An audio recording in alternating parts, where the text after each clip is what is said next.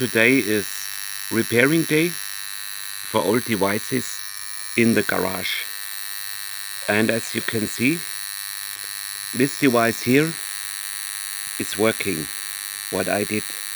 And you can see here what the problem was. The thin wire that is coming out of the coil, the black one here, was soldered wrong.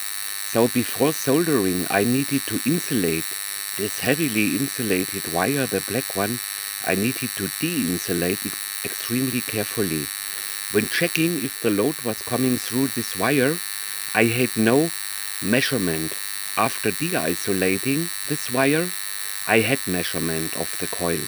So if you connect those thin wires coming out of the coil, if you have to reconnect them again, so do a carefully de-insulation at the point where they are connected now to the movable tank.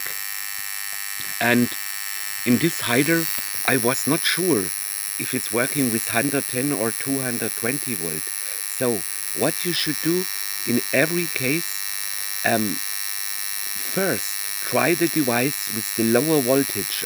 I now am testing this device with the 110 volts because I want to protect the coil from overloading. If you let 220 volt run through a 110 volt coil, you will destroy the coil.